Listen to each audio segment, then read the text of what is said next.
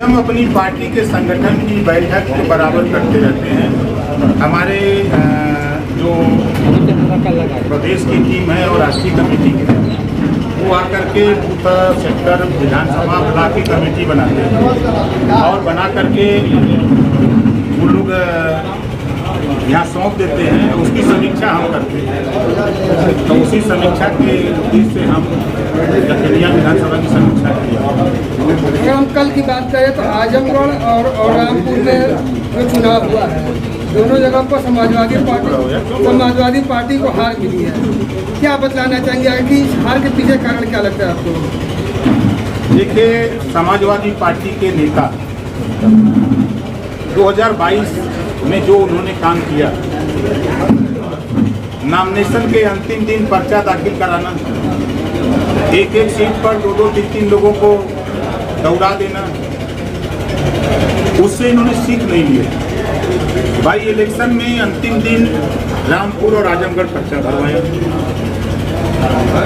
मैं कुछ दिन पहले भी कहा था कि एसी से निकल करके जनता के बीच में काम करने की जरूरत है, संगठन बनाने की जरूरत है। एसी कमरे से बैठ करके चुनाव नहीं जीता जा सकता, नॉन एसी की तरफ निकलना पड़ेगा।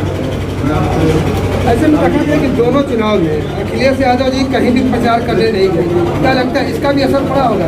100% असर है। जैसे कहावत है, जब इंजन आगे आगे चलता है तो उसमें डब्बे जितने लगे रहते हैं, जितनी स्पीड में इंजन चलता है उतनी स्पीड में डब्बे चलते हैं। अगर उस डब्बों में लगे हुए चक्के, उसमें अगर बेयरिंग 2-4 खराब भी रहती है तो घसीट करके इंजन ले जाके प्लेटफार्म पर पहुंचा देते हैं। ऐसे में अब रामपुर का चुनाव हो चुका है। रामपुर में अब आजम खां जो है लगातार प्रशासन पर टिकरा फोड़ रहे हैं कि प्रशासन की वजह से जो है समाजवादी पार्टी रामपुर में हारी है। नहीं, देखिए, प्रशासन, मैं तो पहली बार मैं देखा रिजल्ट वेबसाइट पे, मैंने कल रिजल्ट देखा रामपुर और आजमगढ़ का। तो रामपुर में मुझे बड़ा आश्चर्य हुआ कि जिस बूथ पे 600 वोट, 500 वोट, 800 वोट है, वहाँ कहीं 5 वोट पड़ा है, कहीं 9 वोट पड़ा है, कहीं 4 वोट पड़ा है। तो ये तो इस बात का द्योतक है ना कि प्रशासन ने या तो वोट डालने नहीं दिया या तो लोगों को निकलने नहीं दिया घर से, अब घेर करके रखा कि नहीं निकलना नहीं है। तो ये जो मुस्लिम इलाके के वोटर थे उनको सरकार के इशारे पर रोका गया ताकि वो बूथ पर न जाए, वोट का परसेंटेज कम हो जाए। आजमगढ़ की तुलना में रामपुर में वोट का परसेंटेज कम से कम बता रहा हूँ कि 17 से 18% कम।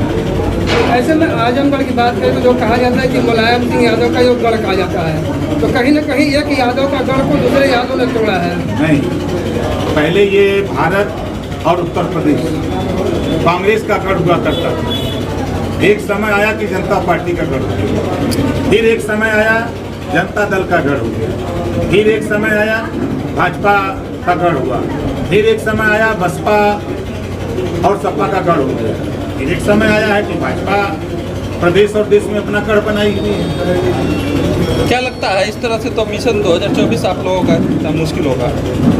देखिए, राजनीति में हर चीज़ संभव है।